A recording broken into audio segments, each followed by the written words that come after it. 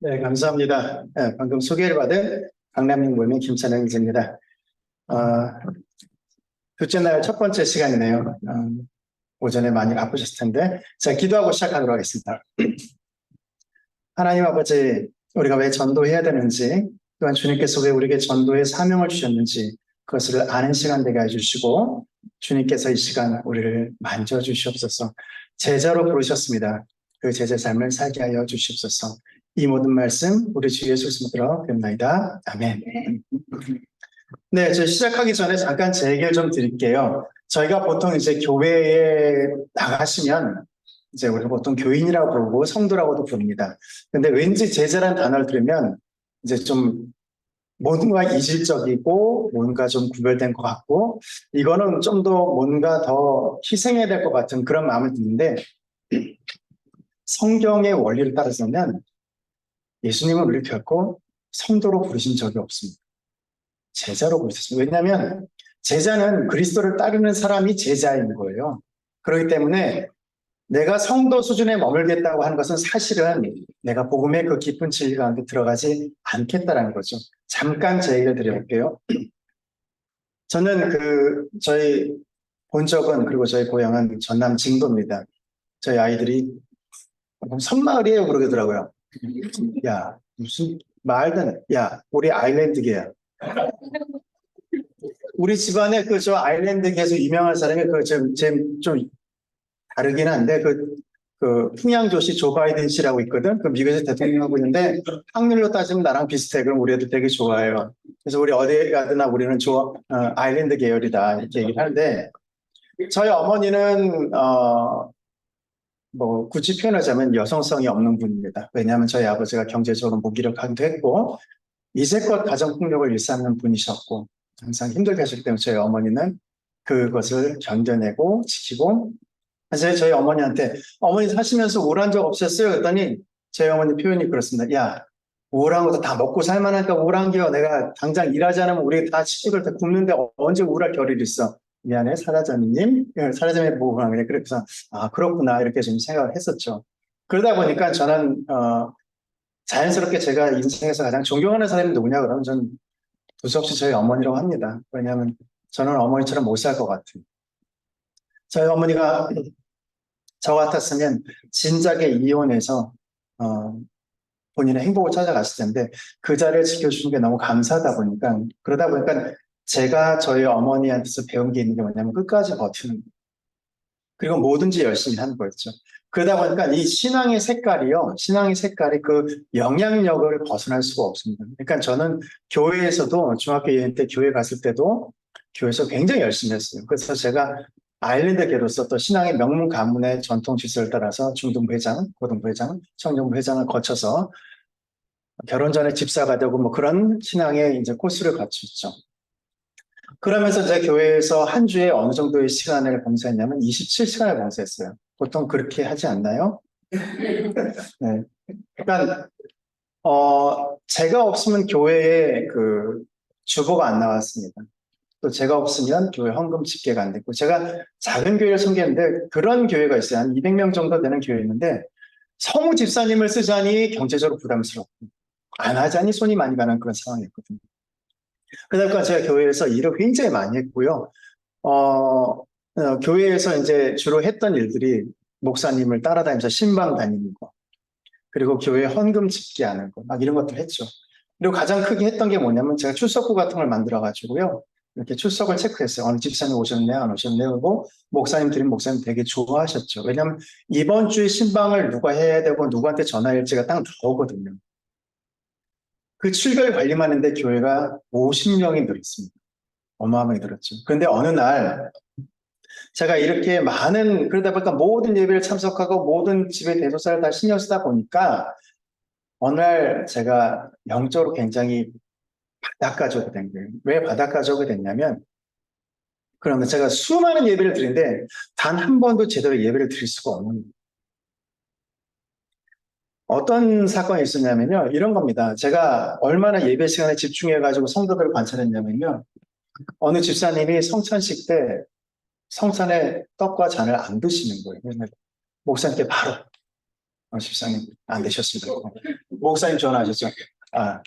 집사님, 오늘 성찬에 안 드셨는데 어떻게 된 겁니까? 그랬더니, 집사님이 제가 지난주 술을 하도 많이 마셔가지고, 아직 술이 들겠는데, 내가 이 성찬에 술을 마신 게 맞나 싶어서 안 먹었습니다. 그러니까, 그러면서 이 집사님 너무 깜짝 놀란 거죠. 아니, 내가 그거 하는 걸 어떻게 하셨대? 목사님이 나한테 관심이 있으신가? 그래서 그분은 교회에 굉장히 열심히 가셨죠. 근데 반면에 저는 그 수많은 예배를 들면서 단 한 번도 제대로 예배를 드린 적이 없었어요. 그래서 제가, 교회를 다니긴 하는데 공고하다라는 생각이 좀 들었죠. 근데 하나님 저에게 그때 당시 제가 이제 그 필리핀에 있는 성기중 목사님 한 분을 후원하고 있었는데 하나님이 이런 마음을 주셨어요. 이런 마음. 뭐냐면, 찬우야, 내가 너한테 얘기 하나 할게. 물론 이게 제 귀에 하나님이 이렇게 직접 얘기해 주시거나 그런 게 아니라 제 마음속에 떠오른 상념입니다. 뭐냐면, 중교회는 선교사님을 후원하기로 하고 그분을 이제 보내기로 하고 기도해 주기로 하고 이제 작정을 보냈어요. 한 3년 있다 그 선교사님이 돌아오셨습니다. 비자 문제도 있고 경제적인 문제도 있어서 제가 직장을 얻는 게 좋을 것 같습니다. 그렇게 하십시오. 제가 계속 기도하고 후원하겠습니다.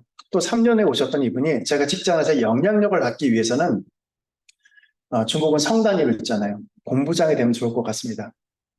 네, 그렇게 하십시오. 제가 기도하겠습니다. 또 3년 있다 오시더니 제가 중국 전체를 대상으로 사역을 하려면 사장이 되는 게 제일 좋을 것 같습니다라고 해서 네, 알겠습니다. 제가 기도하겠습니다라고 했다고 해보시자. 하나님 저한테 묻으셨어요. 너 이 선교사님 계속 후원하겠니? 물론 여러분들은 신앙이 좋기 때문에 후원하실 거예요. 근데 저는 마음에 들었어요. 어떤 마음이 드냐면, 저는 후원하지 않을 것 같습니다. 하나님 묻으셨어요. 왜? 제가 그분을 기도하고 후원한 이유는 그곳에서 그 하나님의 일을 하라고 제가 파송해 드린 건데, 그분이 와서 하는 얘기 보니까 직장 생활 잘 하시던데요? 이런 말들. 그래서, 그렇지? 그래서 하나님 저에게 주신 마음이 있었어요. 사내야, 그래서 내가 너에 대한 후원을 잠정 중단했어.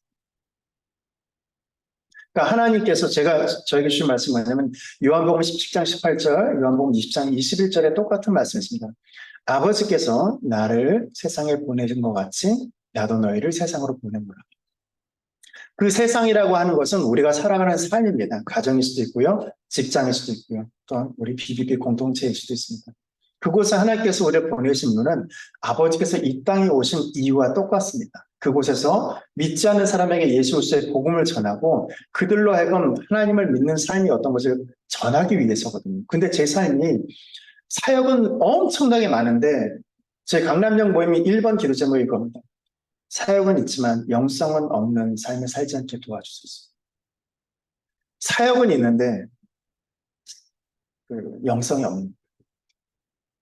그렇기 때문에 하나님 알겠습니다. 제가 그러면 다시 한번 해보고 있습니다 하면서 이제 BBB로 연결되었고 또 BBB 안에서 사역을 하고 또 직장 안에서 신우회 만들고 이런 사역을 하는데 그때부터 하나님의 후원이 정말 물밀듯이 들어왔습니다. 정말 감당치도 못할 만큼 들어왔어요. 그래서 제 삶에 대한 고백이 뭐냐면 제 카카오톡에 보면은 상태 메시지가 야곱의 고백입니다. 내가 지팡이만 갖고 이 요단강 건너편을 이제는 2때나 이뤘습니다. 이 2때나 이뤘다는 것은 제가 무슨 돈을 많이 벌었다거나 어떻다는 게 아니에요. 제 삶이 너무나 풍성하기 때문입니다. 저는 저희 아버지와 어머니를 보면서 저희 집사에 물을 때가 있어요. 당신은 무슨 꿈이 있었어? 그땐 꿈이 없었어. 그냥 오늘 하루도 무사히야. 아버지가 밥상 안 뒤집어 보면 그냥 감사한 거고 조용히 넘어오면 감사한 거고 아버지가 집에 안 들어오면 더 감사하고 그렇게 살았기 때문에 내가 무슨 보통 아이들이 대통령이 되겠다, 과학자가 되겠다 그런 생각하잖아요. 그런 생각을 해본 적이 없어요. 그냥 오늘 하루만 조용하면 된다. 그런데 지금 와서 제 삶을 보니까 정말 2때나 이루었습니다라는 고백이 나오더라고요. 그래서 여러분들께서도 이 BTC 훈련이라고 하는 부분에 대해서 여러분들이 배워가시면서 정말 내 삶의 2때나 이루는 그런 신앙 고백이 되셨으면 좋겠고요. 이 훈련 마칠 때 내가 정말 이곳에 자랐다는 고백을 하셨으면 좋겠습니다. 네, 다음 페이지입니다. 네, 나를 새롭게 한 사건이다. 그래서 제가 PPT를 다음 장에 남겨주겠습니다. 그러면서 제가 이제 여러분과 같이 훈련을 딱 받게 됐습니다. 훈련을 딱 받게 됐는데 제가 여러분 보시기에 제가 어떤지 모르겠지만 제가 굉장히 낯을 가립니다. 저는 그래서 예약되지 않는 만남과 예약되지 않는 모임을 무지하게 싫어합니다. 어떤 경우가 있냐면 저희 수원이 저를 너무나 걱정해가지고 제가 지나가는 계절 보고 싶어서 왔는데 그래 맞구나. 뭐 하지? 막 너무 당황스러운 거예요. 제가 예전에 그 병원에 입원했을 때 저희 직장에 있는 사람이 알리지도 않았는데도 불구하고 병문안 왔었어요. 너무 반가운데 저는 반가운데 이걸 어떻게 표현해야 될지 모르는 사람이에요. 정말 그 관계성이 안 좋은데 그런 제가 군대에서 사고로 손가락이 3개가 다녔어요. 그러니까 제가 어떤 일이 발생했냐면 사람을 대하는데 굉장히 부담스럽고 제 20대, 30대를 생각하면 저는 사람들 속에 저를 감추는 데 바빴어요. 그렇게 살았죠. 그래서 대학 다니면서 미팅 소개팅 한 번도 안 해본 순수 혈통입니다. 그러니까 여러분 저를 기억해 주실 때 아일랜드계 순수 혈통이라고 기억하시면 됩니다. 왜냐하면 생각해 보십시오. 제가 뭐 그때 당시 이성분 만나서 그때 어린 나이에 만났을 때 그 앞에 서기도 부담스럽고 또 제 친구가 저를 누구한테 소개할 때도 그 사람 어때? 괜찮아. 근데 내가 좀 장애가 있어. 말하기 부담스럽다 보니까 그렇게 지냈죠. 그러던 제가 노방전도라는 거는 정말 피할 수 없는 삶이었습니다. 제발 이 시간만 훈련원에서 빼주면 나 정말 더 열심히 할 수 있을 것 같은데라는 그런 마음이 들었어요.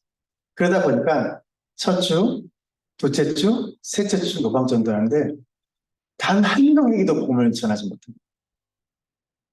근데 노방전도 하시면 알겠지만 보통 15명에서 20명 정도한테 이렇게 가서 이제 컨택하거든요. 근데 거절도요, 계속 당하니까요, 야, 그 내 앞에 장사 없다고 진짜 상처가 되는 거예요. 제가 안 되겠다. 내가 관계전도로 이 훈련을 마쳐야겠다 싶은 마음 가지고 제가 관계전도를 그렇게 열심히 했어요. 그렇지만 훈련한 간사님께서는 저희를 항상 광야를 이끌지 않습니까? 그래서 이번엔 강남 고속터미널입니다. 그래서 네가 죽나 내가 죽나 보자 하다가 4주차에 강남 고속터미널에서 노방전도를 하는데 또 다 거절하는 거예요. 그럼 그렇지, 그럼 그렇지. 이렇게 하다가 청주행 버스를 기다리는 어느 자매님을 만났어요. 제가 교회에서 듣는 세미나가 있는데 이 세미나의 작은 책자를 누군가에게 들려주는 것이 제 숙제인데 잠깐만 시간 내주시겠습니까? 그랬더니 그때 그분이 정말 다리를 꼬시고 껌을 야무지게 씹고 계셨어요. 이 껌을 야무지게 씹는다는 것은 시골에서 사신 분은 아시겠지만 소가 여물을 씹을 때 이렇게 안 씹어요. 옆으로 씹어요. 그러니까 껌을 야무지게 씹는 거냐면 이렇게 씹는다는 거예요. 그냥 야무지게 씹다가 아주 15분 있으면 버스 타야 돼 그러길래 제가 보통 사임이 전하면 7, 8분 길면은 뒤 후속 야기까지 가면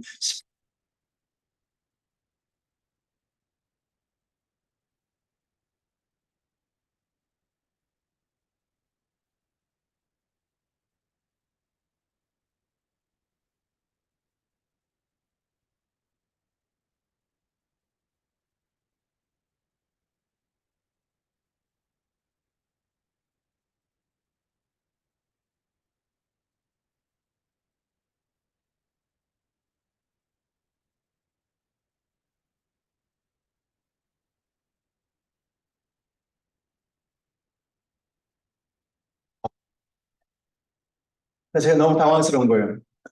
나도 내가 어떻게 살아야 될지 모르는데 나보고 어떻게 살아야 되나 묻는다면 나는 뭐라고 답해야 되나. 근데 뭐 제가 할 수 있는 말이 없잖아요. 그러다 보니까 청주 가시면 좋은 교회 가셔서 뭐 이렇게 정착하시고 뭐 어떤 대충 둘러대고 이제 훈련원에 왔습니다. 그때는 전도 먼저 하고 훈련원을 가는 거예요. 근데 많은 생각이 들더라고요. 그래서 제가 저를 기준으로 생각하는 게 내린 결론이 있어요. 대한민국에 있는 크리스찬들이 3가지를 못한다. 첫째는 전도를 할 줄 모르고, 두 번째는, 왜냐면 제가 한 번도 전도를 안 해봤거든요. 두 번째는 전도한다고 할 때 뭐를 전해야 될지 모른다. 근데 이제 훈련을 통해서 제가 전도를 하는 것과 사역을 통해서 복음을 전하는 걸 배웠잖아요. 근데 세 번째가 제가 중요해요. 나 때문에 예수 믿은 사람한테 어떻게 살아야 할지를 알려주지 못한다는 거. 우리가 사역이라고 저희가 전도라고 뭔가 하는데 이 삶이 이끌어지지 않는 이유가 뭐냐면요. 우리가 전도하는 기술도 배우고요. 개인 영성을 위해서 뭘 해야 될지도 알게 됐지만 그거를 지속하지 못하니까. 저도 우리가 직장 안에 있는 사람들에게 보였을 때 예수 믿는다는 게 저런 거구나라는 그런 감동이 있어야 되거든요. 감동을 주기 위해서 사는 건 아니지만 그 감동이 있어야 되거든요. 근데 그게 없는 거죠. 저는 성경에서 가장 극적인 변화를 보여줬던 사람들을 한다면 야고보와 요한을 들 수 있다고 생각합니다. 야고보와 요한은요, 보아노게라고 해서 울의 아들이라고 성질이 개 같은 사람들이었어요. 얼마나 개 같은 사람이냐면 예수님 영접하는 사마리아 마을 보고요. 주님, 불을 명하여 저희를 다 불태워버리겠습니까? 하고 말할 정도의 사람들이었어요. 아니, 내 전도 안 들었다고 불사 지르는 것까지는 아니지 않습니까, 우리가? 아주 그런 사람들이었어요. 그런데 그런 사람들이 복음 안에 깊이 잦아드니까 그가 쓴 서신술 보십시오. 사랑하는 자들아, 우리가 서로 사랑하자. 사랑은 하나님께서 하는 것입니다. 야고보는 어떻습니까? 희망을 강조했습니다. 그 둘이 예수 그리스도 안에서 완전히 변화된 거예요. 그러니까 우리가 완벽한 삶을 추구하진 않지만 우리가 하루하루를 살아가는 것만큼 하루하루만큼은 예수님을 닮아가야 되지 않을까요? 하루하루만큼은 예수님과 가까워져야 되지 않겠습니까? 그걸 위해서 우리가 훈련과 영적 베이직을 하는 겁니다. 그래서 제가 결단했죠. 그래서 비비 안에는 양육 교재들, 비비 안에는 강의 교재들 다 쓸어 모았습니다. 어떻게 하면 내가 이제는 어떻게 살아야 할까요? 하는 사람한테 예수 믿는 삶이 어떤 건지 우리 함께 배워갑시다. 라고 말할 수 있을까? 그런 것들을 공부하기 시작했습니다. 자, 다음 페이지 강의 목적입니다. 직장인 그리스도인의 전도의 개념과 중요성을 이해하고 직장생활 가운데 일상적인 전도의 삶을 살도록 결단하도록 하는 데 있습니다. 사례연구 다음 페이지 사례연구 봅니다. 장부장님이라는 분이 계셨어요. 이분이 교회에서 장로로 계셨고요. 3대째 장로를 배출한 그런 집안입니다. 저희 집안보다 조금 더 믿음의 명문 가문인 것 같습니다. 교회에서 20년 이상 주일학교 교사로서 섬겼고요. 직장에서도 선교회 회장을 하고 있습니다. 신앙의 소유자로서 인정받고 있는데 그런데 이분의 사촌 여동생이 치명적인 암에 걸렸어요. 근데 이분이 해줄 수 있는 게 별로 없죠. 성경책 사주고 교회 나라고 권하는 것 외에는 아무것도 할 수가 없습니다. 사실 이게 우리 대부분의 모습입니다. 그런데 그가 BBB에 나와서 전도 훈련을 받으면서 자기 신앙생활에 얼마나 큰 오류가 있었는지를 깨닫게 됩니다. 그러면서 직장 내에서 사람들에게 전도하고 전도한 사람들을 탁월한 제자를 양육하기 시작했죠. 저희 직장은 크리스천 비중이 그래도 많은 직장입니다. 그런데 그 사람들이 항상 묻는 게 있어요. BBB와 다른 직장 신뢰와 차이점이 뭡니까? 라고 얘기를 하면 항상 하는 말이 있죠. 차이점은 모르겠는데 BBB는 이렇습니다라고 얘기합니다. 뭐냐면 BBB는 믿는 사람의 동호회가 아닙니다. 믿는 사람들끼리 모여가지고 그들끼리 좋은 얘기 나누는 그런 게 목적이 아닙니다. BBB는 내가 먼저 변화되고 다른 사람을 변화시키는 겁니다. 내가 직장 안에 온 이유, 아버지께서 나를 세상에 보낸 것 같이 나도 너희를 세상으로 보내라 그 말씀에 따라서 직장 가운데 왔고 그 직장 안에서 복음을 전하고 사람들을 제자로 세우고 그 사람들이 다른 사람을 돕도록 세우는 게 비비비입니다라고 얘기를 합니다. 그랬더니요, 많은 사람들이 비비비는 다르네요 그렇게 생각해요. 근데 이게 가끔 생각하는데 꼭 좋은 것만은 아닌 것 같아요. 왜냐하면 이 비비비를 되게 힘들게 생각해요. 그래서 저로 인해서 직장에서 교회를 다시 나가거나 교회로 등록하신 분들은 꽤 많이 계시거든요. 근데 비비비 나가자 그러면 왠지 셀 것 같아요. 팀장님처럼 살아야 되는 거예요. 야, 내가 처음부터 그랬겠냐 뭐 이런 얘기를 하는데 다들 좀 부담스러우긴 하죠. 그렇지만 우리가 해야 될 일은 너무나 명확합니다. 자, 다음 페이지 사례 연구 또 하나입니다. 우리 중에 얼마나 많은 사람들이 우리 자신들끼리만 모이고 있습니까? 크리스찬들끼리 모여서 크리스찬 이야기를 하고 크리스찬 서적을 읽으면서 그 사이의 은혜들을 얘기합니다. 그러나 우리가 이곳에 모이는 이유는 많은 사람을 그리스도께 다시 인도하기 위함이고요. 또한 그것은 주님께서 말씀하신 것처럼 제자로서 세우기 위함입니다. 전 여기서 이제 크리스찬 문화라는 단어에 좀 주의했으면 합니다. 저는 이 크리스찬 문화라는 게 사실 굉장히 무거운 주제고요. 저는 어떤 면에서 크리스찬 문화라는 단어가 이단만큼이나 위험하다고 생각합니다. 왜냐하면 미국 몇몇 신학교에서는 목회 경영학이라는 걸 가르쳐요. 뭐 세무회계 처리라든지 이런 것들을 또 알려야 되기 때문이죠. 필요한 부분입니다. 근데 목회 경영학에서 목회를 잘하기 위한 몇 가지 조건을 제시하고 있습니다. 근데 그중에 첫 번째가 뭔지 아십니까? 넓은 주차장을 확보하라입니다. 두 번째가 뭔지 아십니까? 세련된 인테리어를 하라는 거예요. 몇 번째인지 모르지만 또 하나가 있습니다. 중산층, 그 지역의 중산층이 공유할 만한 교양 문화를 만들라는. 그러면 야, 너무 충격적이다 이렇게 하잖아요. 근데 솔직히 말해볼까요? 우리 교회 다 그거 하고 있잖아요. 그렇지 않습니까? 우리 그거 다 하고 있어요. 크리스천 문화는 뭐냐면요. 이런 거예요. 성서 지리반. 물론 BBB에서 하는 뭐 구약 통독 이런 프로그램을 말하는 게 아닙니다. 성서 지리반, 뭐 성지 순례 이런 거지 않습니까? 저는 저희 직장이요, 기독교 배경을 갖고 있기 때문에 저희 직장에서는 지금 코로나 때문에 멈춰섰지만, 성지 순례를 매년 직원과 교수들을 대상으로 제가 대학에 있거든요. 이렇게 보내주고 있어요. 근데 저는 단 한 번도, 제가 직장 생활 28년째, 만 28년째 하고 있는데 불구하고, 단 한 번도 성지 순례 갔다 와서, 야, 이게 요르단이래 한 사람 맞지만, 내가 잘못 사는 것 같아. 라는 말을 한 사람은 본 적이 없어요. 그게 크리스천 문화인 거예요. 성서 지리반 가가지고 야 여기서 이렇게 해서 요단강을 건넜거든. 야 이게 믿겨지냐 막 이런 말을 하지만 그걸 보면서 하나님의 역사하심을 내가 처음 경험했어라고 말하는 사람이 없다라는 거예요.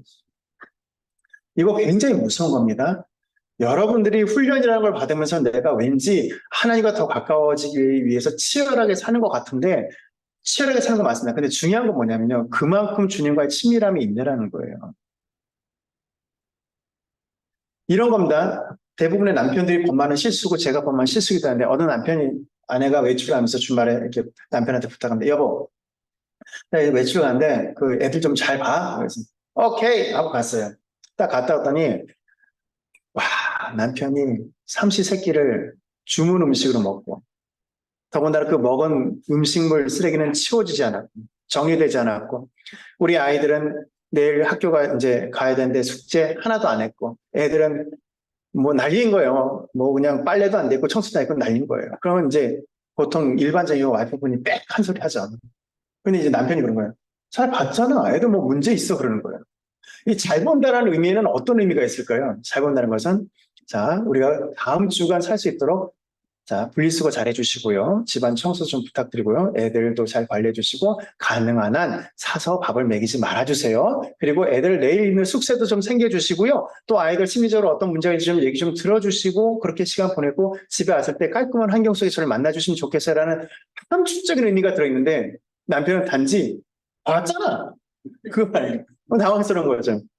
예수 그리스도께서 우리에게 이 땅 가운데 우리를 보내셨을 때 그 제자가 된다는 그 삶 속에는 이런 함축적인 의미가 있어요.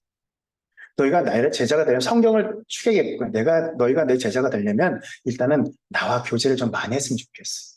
내가 너와 만나야 되거든. 근데 저는 그 사도 바울 신학에 대해서 혼자 그냥 공부하다가 느낀 게 뭐냐면 우리의 정체성이 의롭다 하심을 받은 죄인이구나. 그러니까 하나님이 의롭다 해주셔서 우리가 의인이지 우리가 의인 자체는 아니다라는 생각이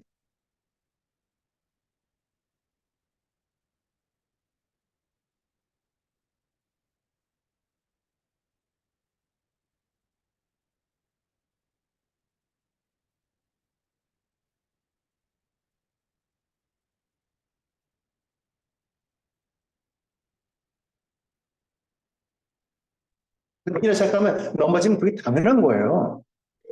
우리가 매일매일 주님과 교제를 잘하고 있고요. 성경 말씀을 꾸준히 하고 있고 큐티하고요. 전도하고 있으면 우리가 좀 뭔가 이상해지는 거예요. 내가 이렇게 살 사람인데 왜 이렇게 살지? 그러니까 우린 근본적인 죄인인데 주님께서 우리를 제자로 부르셨은 이런 함축적인 의미가 들어서 있다는 거죠.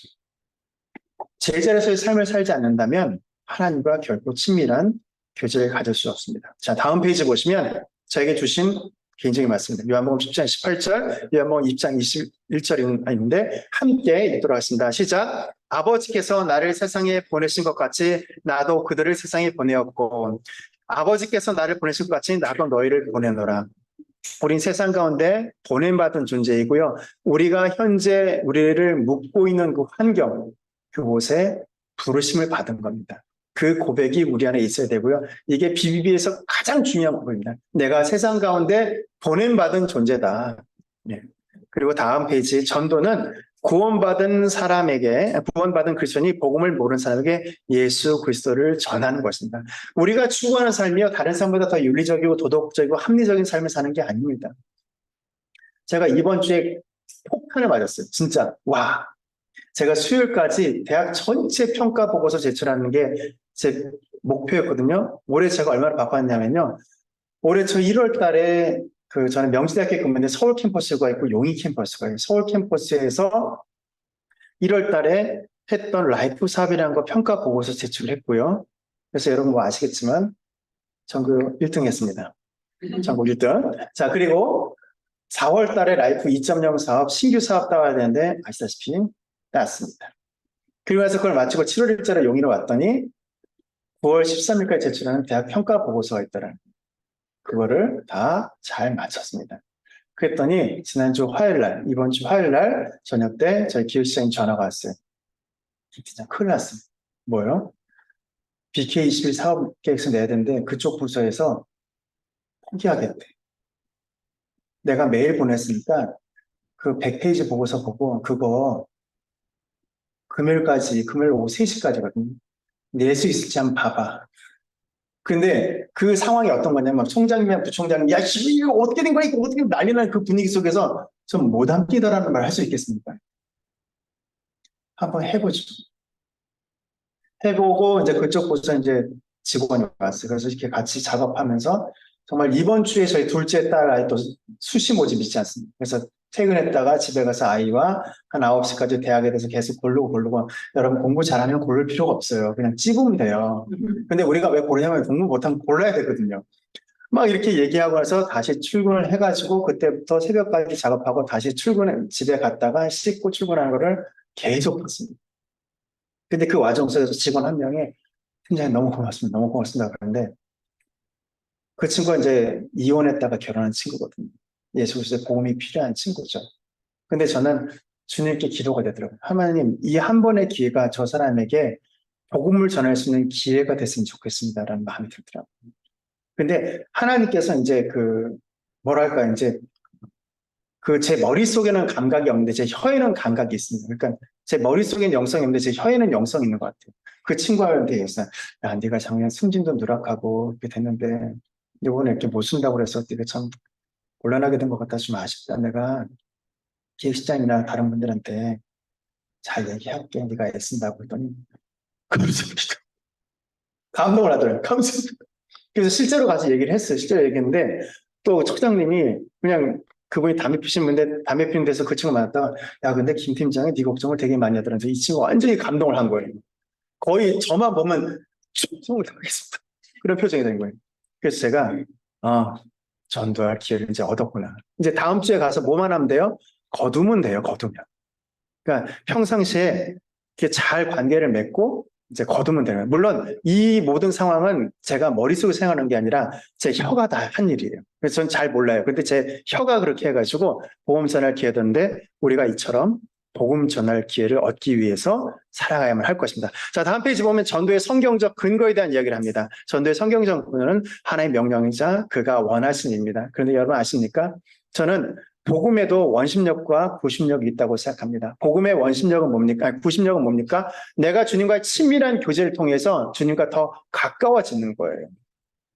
이거를 잃어버리면요, 사역은 있는데 영성은 없습니다. 사역은 있지만 하나님을 잘 모르는 관계가 돼요. 근데 복음의 원심력이 있다는 거예요. 복음의 원심력은 뭐냐면 앞으로 나가는 거예요. 내 안에 있는 예수 그리스도에 대한 그 증거들을 보여주는 거죠. 우리가 어떤 추를 돌릴 때요, 다윗이 물맷돌을 돌리잖아요. 그 물맷돌이요, 지금으로 따지면 총과 같아요. 그래서 실제로 내셔널 지오그래피에서 실험해 보면요, 보통 30m 밖에 있는 거를 맞추면요, 거의 막 맞은 건 작살납니다. 근데 이 다윗의 물맷돌이 힘을 얻으려면요, 꽉 잡고 있는 상태에서 힘차게 돌려야 되거든요. 사역도 그렇고 우리의 영성이 그런 거예요. 주님 안에 꽉 붙들려 있지만 힘차게 돌려야지만 돌아가는 거예요. 근데 우리 대부분의 삶이 어떻습니까? 꽉 붙들려 있긴 한데 돌리질 않는 거예요. 우리가 우리 직장 안에서 내가 예수 그리스도를 믿는 사람임을 드러내고 복음의 증거들을 분명히 나타나게 될 때 우리 삶이 힘차게 돌아갑니다. 그러다가 하나님께서 탁 놔주시는 순간에 우리가 힘차게 날아가서 그 목표물을 정확하게 맞출 수가 있는 거거든요. 여러분의 삶을 한번 힘차게 돌려보세요. 지금보다 더 열심히 살라는 말이 아니라 주님과 더 가까워지시되 여러분 안에 있는 예수 그리스도를 분명하게 증거하는 삶을 살아보십시오. 너무나 놀라운 건 뭔지 압니까? 예수 그리스도의 제자는 전도를 빼놓은 적이 없어요. 전도를. 이 전도가 우리도 살리고 남도 살리는 사역이 되는 거죠. 제가 직장 안에서 한 지금 50명한테 매일 아침마다 아침에 묵상한 말씀을 보내주고 있거든요. 근데 그 삶이요, 처음에 숙제같이 여겨지는데 어떤 효과가 있냐면요, 그게 내 삶을 붙들어줘요. 왜냐하면 저희 직장에서 제 말씀을 받지 않은 사람이 상당히 많다 보니까 제가 어느 회의 가서 누구를 만나도 대부분 다 그 중에 한 명은 제 말씀을 받는 사람이죠. 그러니까 제가 어설픈 농담을 해도 그들의 표정이 김천호 팀장이 쓸데없는 얘기를 하지 막 이런 표정이다 보니까 제가 스스로 입에 재갈을 물리게 되고요. 어디 가서도 항상 제가 조심스럽게 행동하게 됩니다. 그러니까 그게 나에게 진처럼 여겨지지만 사실은 그게 나를 지켜주는 거예요. 제자의 삶이요, 뭐냐면요, 그게 부담스럽고 그게 무겁게 느껴지는데 사실 그게 나를 지켜주는 거거든요. 성경 안에는요, 제자 외에 다른 게 없습니다. 믿는 자들은 다 제자였어요. 그러니까 제자의 삶을 산다는 것은 비비비만의 가치가 아니라 우리 모두가 잊지 말아야 될 성경의 가장 기본적 원리라는 거죠. 두 번째, 복음을 전하지 않는 것은 하나님께 범죄하는 일입니다. 그리고 복음 전도는 또한 하나님께 영광 돌리는 거죠. 자, 다음에 전도의 성경적 근거를 볼게요. 복음을 아니요, 그 전 페이지인 것 같습니다. 네, 네. 그 전에 네. 한 번만 더 전으로 가주십시오. 네, 여기입니다. 복음을 증거하지 않는 건 하나님께 범죄하는 건데요. 에스겔서에서는 인자야 내가 너를 이스라엘 족속의 파수꾼을 세웠다고 하면서 내가 사람들을 깨우쳐야 된다고 말합니다. 우리가 우리 직장 안에 파수꾼인 겁니다. 여러분 혹시 여러분 가정 속에서 여러분의 가족들은 예수 그리스도를 잘 믿지 않는데 나 혼자 직장 안에서 가정 안에서 기도하면서 우리 가정을 지켜내고 있다? 여러분이 파수꾼인 거예요. 대부분의 경우 엄마들이 그렇죠. 엄마들이 가족 구원을 위해서 많이 희생하죠. 그 가정 안에 파수꾼으로 세워진 거예요. 직장도 마찬가지입니다. 직장 안에 함께 동역할 사람이 없고 전도할 사람이 없고 기도할 사람이 없다 드시죠? 여러분이 파수꾼인 거예요. 여러분이 그 자리를 지켜줘야만 하는 거예요. 여러분이 그 자리에서 벗어나면 그곳은 망하는 겁니다. 우리 가정 안에서 기도하는 사람이 나 혼자밖에 없는데 내가 기도하지 않으면 어떻게 되겠습니까? 내가 파수꾼을 세움을 기억하면서 살아가면 할 것입니다. 다음 페이지 보시면 복음 전은 하나님께 영광을 돌리는 건데 하나님을 기쁘시게 하는 거죠. 너희가 열매를 많이 맺으면 내 아버지께서 영광을 받으실 것이요 너희는 내 제자가 되리라. 하나님은 모든 사람이 구원을 받으며 진리하는 데 이르기를 원하노라 라고 말씀하셨다는 거죠. 참 신기하죠? 세상의 모든 조직은 그 조직의 세를 불리기 위해서 굉장히 애를 씁니다. 근데 하나님 나라는요, 모이면 모일수록 신기하게도 자기를 부인하는 사람들이 늘어나요. 그게 하나님 나라의 놀라운 반전인 것입니다. 하나님은요, 성도가 한 명 늘었다고 해서요, 받는 거 없으세요. 근데 그걸 그렇게 기뻐하십니다. 고대 근동, 그러니까 우리 그 복음이 시작된 고대 근동 지역에 있는 신화들을 보면요, 그 신화들의 특징이 뭐냐면요,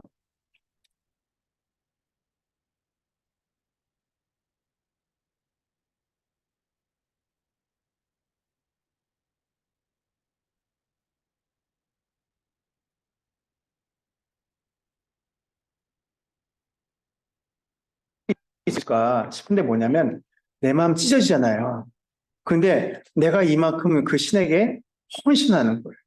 내가 내 자식을 내어줄 것만큼 당신을 사랑합니다라는 것으로 자기의 헌신을 증명하는 거거든요.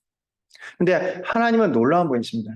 가인과 아벨의 제사를 예를 들자면 하나님은 가인과 그의 제물을 받지 않으시고 아벨과 그의 제물을 받으셨더라고요. 그 사람을 먼저 받으시는 거예요. 그러니까 우리가 뭐 안식이라고도 하고 주일이라고도 하죠. 그 성경 말씀의 전제가 무엇인지 아십니까? 6일 동안 내가 힘써 일할 것이나 제7은 안식일이니 내가 쉴 것이니라. 그러니까 안식일 주일의 전제는요, 6일간의 치열한 삶이에요. 내가 믿음을 지키기 위해서 치열한 삶, 내가 믿음을 지키려고 살았지만 잘 안 돼서 무너진 삶, 그게 하나님이 먼저 받으신 재물이라는 거죠. 그런데 그러한 삶이 없이 내가 얼마나 주님 앞에 많은, 예를 들자면 11조를 드리는가, 내가 얼마나 많은 시간을 교회에 봉사하는 걸 가지고 내 신앙을 측정한다면 그거는 사실은 주객이 전도된 거죠. 6일간의 삶, 하나님께서 우리를 보낸 그 직장, 그 가정 안에서 치열하게 사십시오. 그것이 하나님 먼저 받으시는 향기로운 제물이 될 것입니다. 자, 다음에 성경에 나타난 전도의 사례가 있는데요. 예수님은요, 대상자를 찾아가서 그의 삶의 문제를 다루시면서 전하십니다. 제가 앞서 말씀드린 것처럼 직장 안에서 무슨 일이 터졌다. 하나님 전도할 기회를 주시는 거예요. 난 못합니다 하고 싶죠. 나도 이제 집에 가고 싶습니다. 지난 제가 7월, 8월, 9월 달 얼마나 밤낮 없이 일하면서 보고서 다 썼더니 이제 와서 3일 만에 그걸 써내라고, 여기 말 되는 소리입니까? 라고 하고 싶은 게 제 본심이지만 그 순간 하나님 저에게 주셨던 마음은 다시금 전도할 기회를 주셨다. 그랬더니요, 복음을 모르는 사람들은 저한테 항상 하나 말했어요. 팀장님 참 긍정적으로 사시네요. 저 굉장히 긍정적이지 않고 제 인생 사시면 알겠지만 굉장히 우울하지 않습니까? 그런데 예수 그리스도의 복음이 저로 하여금 그렇게 살기를 한 거죠. 그렇기 때문에 참 긍정적인 것 같아요. 그러면 제가 하는 말 있죠. 사실 난 긍정적이진 않은데 그렇게 되는 이유가 있어요. 뭔데요? 그러면 뭔데 하면 또 예수님에 대한 이야기가 나죠. 그러니까 가끔 생각하는 게 제가 뭘 생각하고 말하는 거 아닌데 제 혀는 영성이 되게 높은 것 같아요. 그냥 저절로 그냥 나가요, 그냥. 근데 그것이 우리에게 필요한 것이고요. 베드로와 요한도 권세와 위협에 굴하지 않고 전했고요. 바울은 어디서든지 죽음을 각오하고 전합니다. 여러분, 혹시 그 한 10여 년 전쯤에 우리 대한민국 사회에 굉장히 영향을 미쳤던 영상이 있어요. 최춘선 할아버지 나왔던 팔복이라는 영상 혹시 보신 적 있으십니까? 그 팔복이라는 영상 보면요, 제가 저에게 굉장히 확 와닿았던 게 있어요. 그게 뭐냐면 팔복이라는 영상 보면 그 최춘선 할아버지라는 분이 맨발로 다니면서 거의 우리가 보기엔 노숙인처럼 다니시면서, 저도 솔직히 꽤 오래전에 그런 이상한 할아버지를 본 적이 있었던 것 같아요. 지하철에서 화이트 코리아 다니면서 뭐 그냥 막 이러고 다니시거든요. 그러니까 PD가 저분 도대체 뭐 하는 분일까 하고 이제 궁금해서 촬영하는 것부터 다큐멘터리가 시작되거든요. 그런데 그분이 우리가 인천공항 갈 때 그 인천공항 옆에 있는 그 땅이 한 4천만 평 되는데 그분 거더라고요. 근데 그분이 예수 그리스도의 복음을 듣고 그걸 다 나눠줬어요. 가난한 사람들한테. 그리고 본인은 소박하게 사시면서 그렇게 예수 그리스도를 전하고 다니는 거죠. 그런데 그분이 전하는 방식이 독특합니다. 화이트 코리아예요. 그게 뭔 소리야 그랬더니, 너희들이 똑바로 살았으면 왜 대한민국이 두 개가 됐겠어? 이거를 말하거든요. 그러니까 뭐 미스터 이순신, 미스 유관순 이런 말 합니다. 그들이 진정한 사람들이라는 거죠. 그러면서 그렇게 다니는데 저희가 봤을 때는 저게 전도가 되겠어. 솔직히 봤을 때 예수 그리스도는 분명한 증거도 없고 성경 말씀에 근거하지 않고 맨발로 다니면서 그렇게 살아서 그게 전도가 되겠어 싶죠. 그래서 PD가 물어본다. 근데 어르신 왜 이렇게 하세요? 그랬더니 그분이 했던 말이 있어요. 사명은 각자의 것입니다. 그러니까 사도 바울이 예루살렘 교회로 올라갑니다. 근데 다 똑같은 걸 봤어요.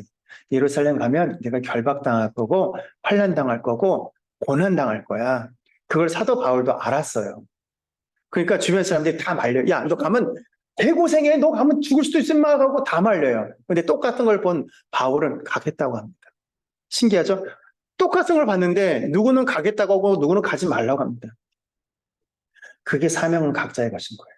우리가 다 똑같은 걸 보고 살고 있거든요. 여러분 직장, 여러분 가정 안에서 다 똑같은 걸 봐요. 남들이 보지 않는 다른 걸 보는 거 아닌데 똑같은 걸 보는데, 누구는 믿음으로 보는 사람이 있고 누구는 현상을 봐요. 현상을 보면요, 안 되는 거죠. 현상을 보면 어떻게 우리가 직장에서 그리스도를 살 수가 있겠습니까? 지금 이 시대에 예수 그리스도를 믿는다는 것 자체만으로도 불이익 당할까 봐 얼마나 부담스럽습니까? 제가요, 저희 모임에서 중국 선교 가고 막 인도 선교 가는데 중국 선교 갈 때 그렇게 기도가 되더라고요. 중국 선교가 인도 선교보다 위험하지 않거든요. 왜 그랬을까요? 제 공동체 안에 공무원 형님이 계세요. 전도하다 걸려가지고 추방당하면 저 형 직장에서 잘리는데 싶어갖고 그렇게 기도가 되는 거예요. 근데 그분은요, 주저함이 없더라고요. 갑시다 하더라고요. 똑같은 걸 보지만 믿음으로 반응할 사람이 있고, 똑같은 걸 보지만 현상을 보는 사람이 있어요. 여러분 어느 쪽이십니까? 현상을 보십니까?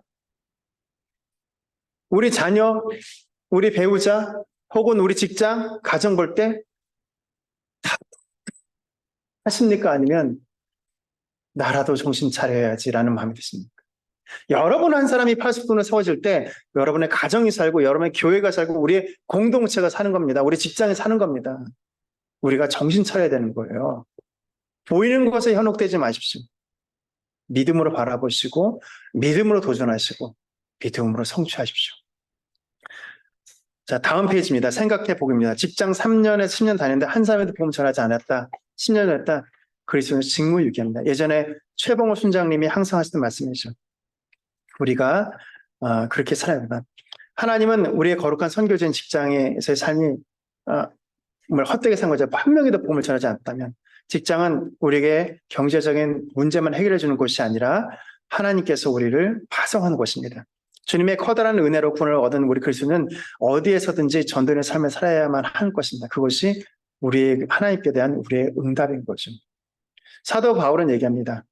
내가 하나님 앞에 설 때 나의 응답이 누구냐? 너희가 아니냐. 너희다.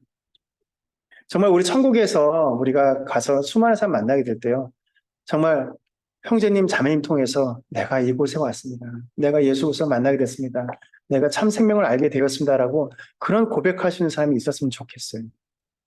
제가 여전히 직장 안에서 참 힘든 사람들 많습니다. 요새 이혼도 왜 이렇게 많이 하는지, 또 찢어지는 가슴, 뭐 어떤 가정은 법적으로는 결혼 관계이지만 심리적으로는 이미 별거 이혼 관계인 사람들 많거든요.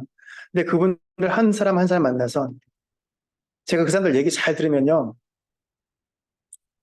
그래. 일단 교회를 다녀보고 이런 얘기 안 하거든요.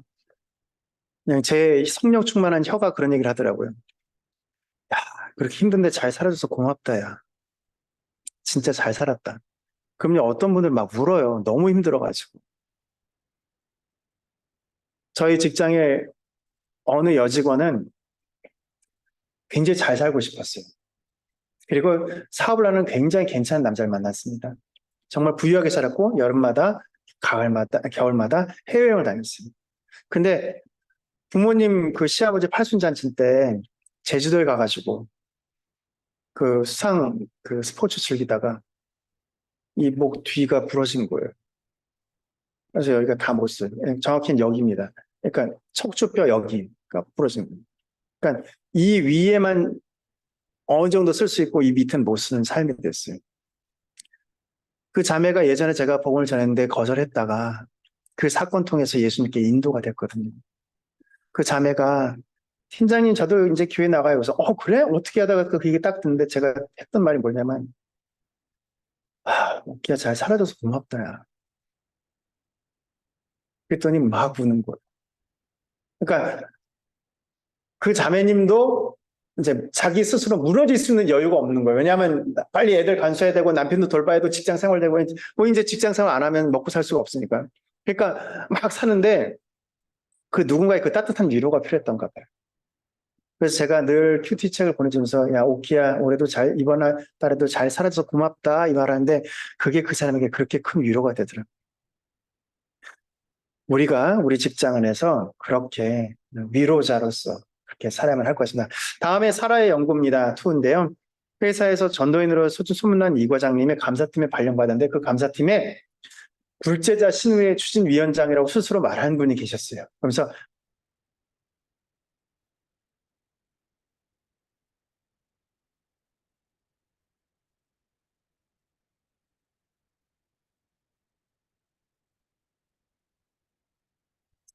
그 전에 기도했죠. 기도했을 때 성령님이 함께 하셨고요. 그가 복음을 전했을 때 예수를 영접하는 놀라운 일이 되었습니다. 자, 이분들이 다 비비비에 있는 분들이세요. 여기 있는 사례들은 다 우리 비비비에 있는 사례입니다. 우리가 직장을 해서 일이나 뭐 관계성에서 많이 힘듭니다.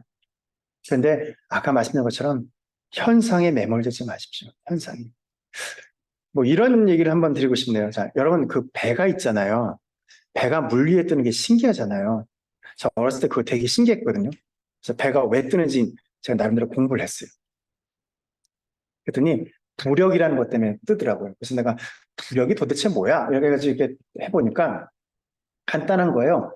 배 크기만큼의 물의 무게보다 배가 가벼우면 뜨는 거예요. 그게 이제 간단한 부력의 원리인 거예요. 근데 그 배를 땅에다 얹혀놓으면요. 그 배가 갈 수가 있을까요? 못 가는 거죠. 근데 그래서 배는 물 위에 있어야 되는 거예요. 물 위에. 근데 그 물이 암만 파도가 쳐도요. 배는 떠서 갈 수가 있습니다. 근데 그런 상상해 보세요. 나룻배 이렇게 저어서 가는데 풍랑이 쳐서 그 나룻배에 물이 찼다고 해보세요.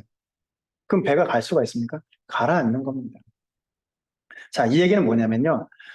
우리 인생이 그와 같다라는 거예요. 우리 인생이 배와 같은 인생인데 삶을 살아가면서 수많은 문제들이 우리를 치고 옵니다. 막 닥쳐와요. 우리를 힘들게 하고 넘어지게 하고 어렵게 합니다. 그런데 매일매일 주님과의 교제 속에서 내 안에 있는 그 물들을 퍼내기 시작하면요. 우리가 그래도 갈 수가 있거든요. 근데 주님과의 교제가 없이 내 안에 쌓여있는 그것들을 쳐내지 못하면요. 가라앉기 시작하는 거예요. 우리가 살아가면서 아마도 우리가 죽을 때까지 문제는 끊임없이 생길 겁니다. 잔잔한 파도는 별로 없습니다. 그런데 그 삶 가운데에서 그 파도를 인해서 주님 앞에 더 빨리 가는 수 있는 방법은요. 매일매일 주님과 교제하면서 기도하면서 내 안에 있는 그 물들을 퍼내는 겁니다. 그래서 우리가 영적 베이직이라는 것들을 항상 하게 되죠. 자, 다음 열매 맺는 전도의 방법은 그리스도임을 여러분 확신해야 됩니다. 여러분, 우리가 만약에 누군가에게 약을 판다고 해봅시다. 신약, 구약입니다. 그런데 내가 이 약을 확신하지 못하는 거예요. 여러분 그런 경험 있잖아요. 제 아들 그 녀석이 무좀에 걸렸다고 무슨 약을 썼는데 잘 안 된다는 거예요. 그렇죠, 그렇죠. 아빠는 어떤 약 썼는데 난 라미실이라는 걸 쓰는데 이건 특정 광고와 상관이 없습니다. 라미실을 쓰는데 그게 제일 좋아 그런 거예요. 왜냐하면 저는 그 약을 쓰면 무조건 낫거든요. 진짜 한 번만 바르면 되는 거거든요. 제가 그래서 누구든지 무좀약을 권하면요, 그냥 라미실 얘기하거든요. 근데 우리가 파는 약이 또 하나 있어요. 구약과 신약이에요. 내가 예수 그리스도를 확신하지 못하면요, 담대하게 안 나가는 거예요. 내가 죄인이었고 내가 예수 그리스도로부터 관계없는 존재인데 그분이 희생함으로 말미암아 내가 구원받았다는 이 구원의 감격이 있어야만 복음이 능력 있게 확신 있게 힘 있게 나가는 거죠. 내가 먼저 그리스도임을 확신하는 것이 필요하고요. 다음에는 고백하지 않는 죄가 없도록 합니다. 왜 고백하지 않는 죄가 없어야 되냐면 여러분 하나님 먼저 우리를 받으시는 거예요.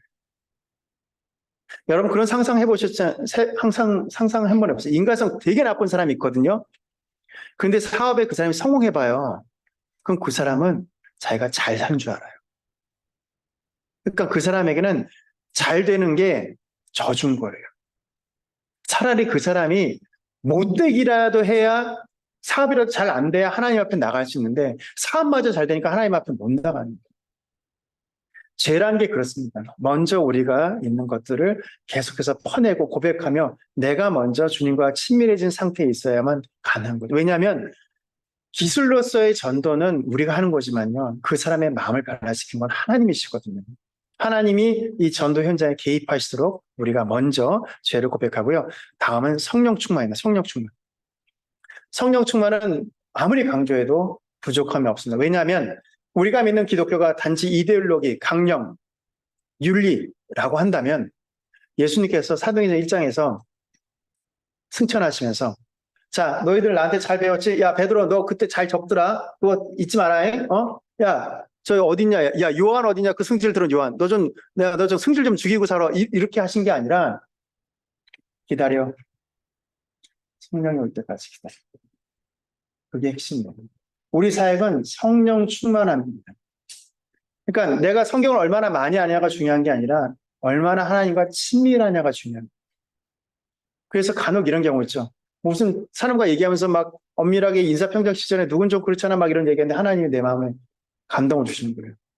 내가 그 얘기 기뻐하지 않거든. 그럼 제가 저를 잘 아는 사람들은 할 말이 있어요. 아, 잠깐만. 하나님 이 말 기뻐하지 않는다. 그만할게. 그게 그 사람들 눈에 어떻게 비칠지 모르겠지만 저 나름대로는 하나님의 감동 주시면 순종하겠다는 저의 마음의 표현입니다. 성령 충만함이 복음의 핵심입니다. 기술이 아닙니다. 자, 다음에 어떻게 전도할까? 네. 사형리죠. 우리 다 하고 있잖아요. 송기정 순장님께서 예전에 항상 하시던 말씀이 있어요. 누가 사형리가 뭐 신학처럼 문제가 있고 뭐 어쩌고저쩌고 막 그러길래 송기정 순장님이 한마디 했대요. 야, 근데 넌 이거 갖고 한 명이라도 전도해 본 적 있어? 그때 그 사람 말을 못 하더라고요. 이걸 통해서 얼마나 많은 사람들이 예수 그리스도를 믿고 있는데 저는 BBB는 굉장히 열려있는 공동체거든요. 그래서 사형리 말고도 복음에 대한 진리를 더 잘 전할 수 있는 거 있다면 우리는 바뀔 겁니다. 근데 현재로서는 10분도 안 되는 시간에 복음의 핵심 진리를 빨리 명확하게 전하면서 그 개인이 결단하게 하는 거는 사형리밖에 없더라고요. 그러니까 이 사형리를 항상 준비해 줄 것이고요. 제 핸드폰에는 이미지로 저장을 해가지고요. 언제든지 사용할 수 있게 했습니다. 다음은 열매는 전도를 위해서는 기도하십시오. 왜? 하나님이 하신 일입니다. 하나님이 하신 일. 기도하지 않고 이런 성취는요. 내가 했다고 하게 됩니다. 표현은 어떻게 할지 모르지만 항상 자신이 드러납니다. 그 다음으로 우리가 해야 될 것은요. 가서 담대히 전하는 겁니다. 보이는 영상의 이미지는요. 인도의 정부에서 공식적으로 허가한 크리스천 집회를 허가한다는 겁니다. 저희가 인도 선교를 7번 갔는데 인도 선교 가는데 그 힌두교 집단이잖아요. 그러니까 전하는데 되게 쉽지가 않았어요. 그래서 계속해서 기도하고 입국부터 기도했는데 하나님이 이 정부 허가서가 얼마나 무섭냐면요. 우리 한국 사람들 거의 100여 명이 갔는데 그 사람들 한국말 몰라요. 영어 뭐 어느 정도 해요. 근데 우리도 영어 뭐 그 정도 하는 몇 명 있어요. 그러다 보니까 커뮤니케이션 안 되잖아요. 한국 사람은 뭐 이라고 하더라고요. 서로 있는 이론과 딱 맞으니까 가세요 그러더라고요. 뭐 입국 심사 안 해요. 그냥 가세요. 기도했을 때 하나님께서 행하시더라고요. 그리고 우리가 집회한 게 보다시피 그 지역 신문에 이런 행사를 한다고 또 기사까지 났었습니다. 가서 담대히 전하십시오. 제가 저희 아이들한테 하는 말이 있어요. 쫄지 마. 쫄지 마. 별거 아니야. 쫄지 마. 지금 힘든 거 저희 딸이 막 되게 웃긴 게 저희 딸이 모 대학을 지원했는데 거의 경쟁률이 17대 1인 거예요. 저희가 절망을 했죠. 근데 좀 이따 친구한테 전화가 왔어요. 너무 50대 1이야. 그러니까 우리 딸이 위로가 되는 거야. 괜찮아, 괜찮아. 아빠가 쫄지 말랬지. 괜찮아. 걱정하지 마. 절대 쫄지 마십시오. 또한 열매 맺는 삶을 위해서는 다음 페이지에 그리스도만 전하는 겁니다. 엉뚱한 질문할 때 당황하지 마십시오. 역사와 전통을 자랑하는 이순신 장은 어떻게 되시는 건가요? 세종대왕은 어떻게 되시는 건가요? 이런 질문을 했을 때 결코 그런 것에 민감하게 반응하지 마십시오.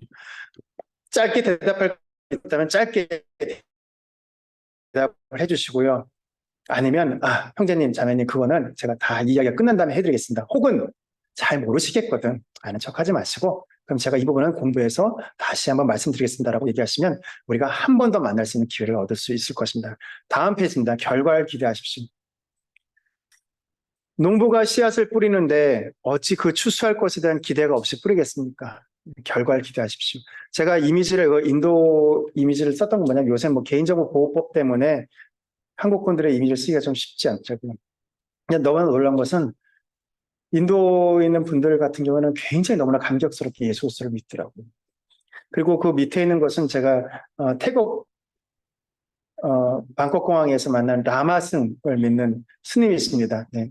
보기에는 대화가 잘 되는 것 같지만 서로 뭐 어색한 영어를 쓰면서 하고 대화를 했었는데 이분이 했던 말의 핵심은 뭐냐면 나는 내가 갈 길이 있고 당신이 가야 될 길이 있다. 그 얘기 하시더라고요. 안타까웠죠. 그 길로 가면 이런 표현이 적절한지 모르겠지만 그분이 가는 길로 가면 더 이상 길이 없습니다라는 막다른 길로 갈 텐데 보통 그 사람들이 그런 말 하잖아요. 산에 오른 길이 여러 가지가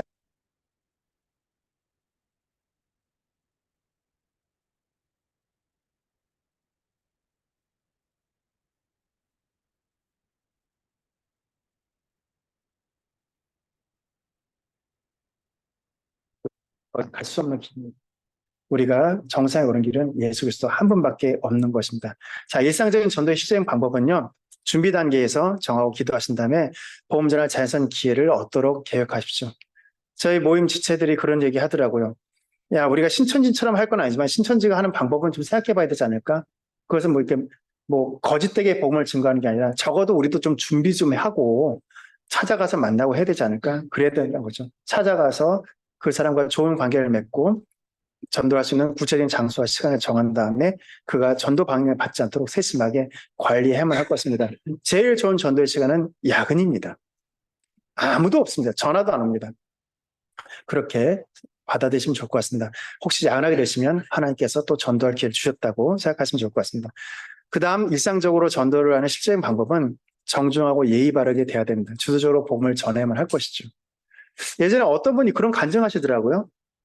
야, 내가 예수 믿는데 너 왜 안 믿어? 너 학교 어디 나왔어? 이렇게 하셨다고 하더라고요. 아니, 예수 믿는데도 학력이 중요한 거야? 뭐, 되게 유명한 분이셨는데, 뭐, 그래서 저도 엄청 웃었었거든요. 예의 바르게 대하고 개인 감정에 너무 종교적인 색채를 띠는 것도 중요합니다. 나만 이해할 수 있는 용어, 나만 쓰는 용어를 쓰지 않는 건 중요하죠. 항상 논쟁을 피하고 적절히 대하는 게 좋습니다. 제가 어제 교회 목장 있는데 교회 목장에서 문제 있는 가정이 있더라고요. 그 가정이 있는데 그 막 논쟁의 핵심 그거예요. 전화했는데 왜 당신 왜 화냈어? 그런 거예요. 아내분이. 남편은 자기는 화 안 냈대요. 그래서 제가 그분이 좀 앵그리버드 같거든요. 나 화낸 거 아니야. 그래서 지금 화내는 거 아니야. 그냥 화가 나 있을 뿐이야. 이런 식이라는 거죠. 그래서 제가 뭐 집사님 그냥 말을 좀 부드럽게 해주세요. 그러면 다 좋을 거예요. 뭐 자매님이 무슨 그 부동산 하시는데 계약이 일찍 끝났다고 어디 빨리 가자고 전화한 거야. 뭐 빨리 끝내서 빨리 가자 그랬더니 이 남편분이 화난 거예요. 8시 반에 만나기로 놓고선 7시 반에 전화해서 빨리 만나자 그러면 난 준비가 안 된대. 근데 저는 그래서 남자가 뭘 준비한 게 있을까? 저는 세수만 했다면 저는 2분이면 되는데 뭐 세수만 하면 준비되는데 뭐가 중요한데 막 화를 내셨다는 거예요. 아, 당신 빨리 끝났구나. 나도 빨리 준비하고 갈게. 그럼 되지 않았을까요? 그러니까 그쵸. 그렇게 얘기를 하시던데 일상의 삶 속에서 여러분들이 좀 더 다른 사람 친절하게 대하는 것이 좀 필요합니다. 좋은 관계를 맺는 것이 필요하죠. 좋은 관계가 되지 않으면 결코 복음을 전할 수 없을 것입니다. 만약에 제가 그곳에서 빵꾸 낸 업무, 요번에 저를 힘들게 했던 업무, 금요일날 3시까지 그 제출해야 되는 그 업무를 할 때 내가 그 업무를 거절했다면 그 사람한테는 복음 전할 기회가 영영 사라지는 거예요.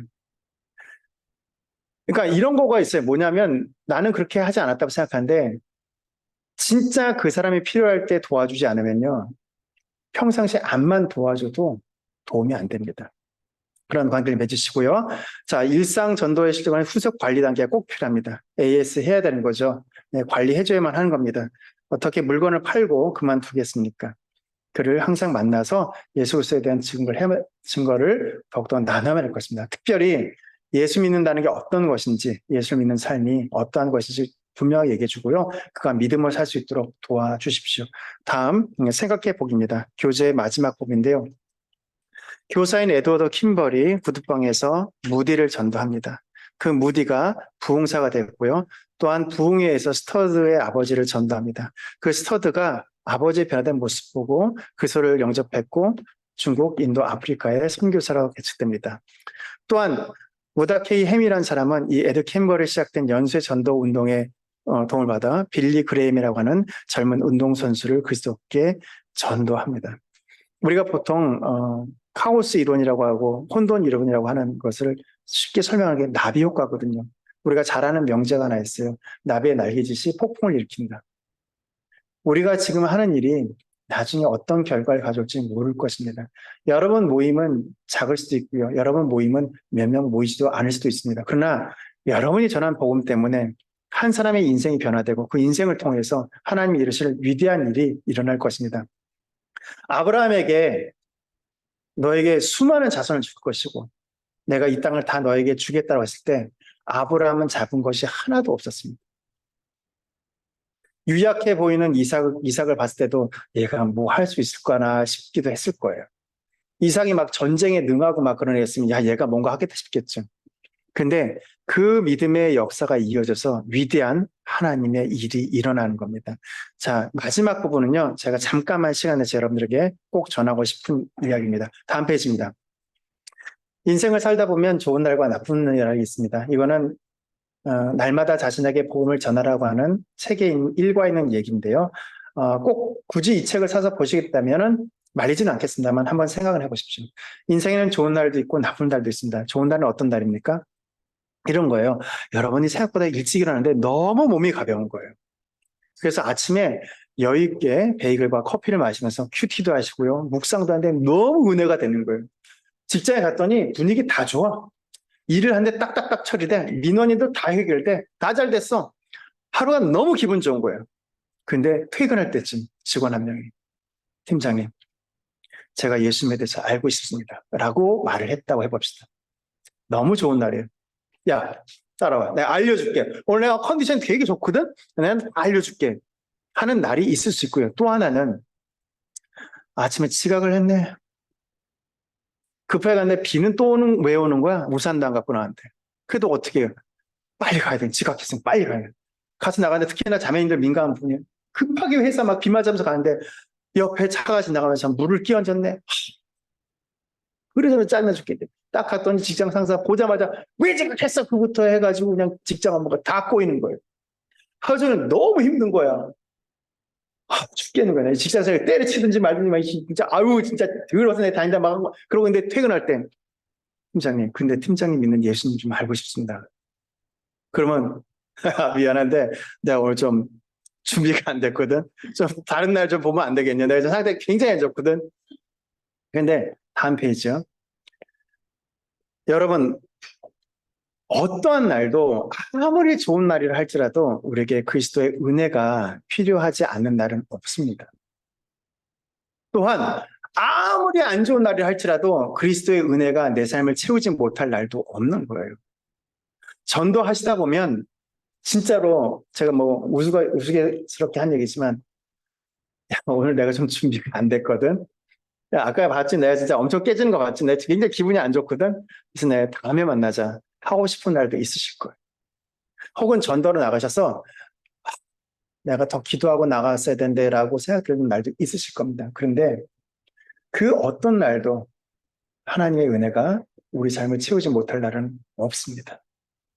그때는 성령 충만을 기도하시고 하나님께서 더 큰 은혜로 채우시길 기대하면서 여러분 가다가 돌불에 걸려 넘어지면 더 높게 발들면 됩니다.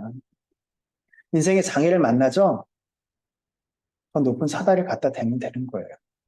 삶의 문제 속에 눌리지 마시고 쫄지 마시고 여러분 안에 있는 복음의 증거들을 분명히 전하면서 믿음으로 성장한 우리가 되었으면 좋겠습니다. 하루를 산 것만큼 주님과 더 가까워집시다. 네, 기도하고 마치도록 하겠습니다.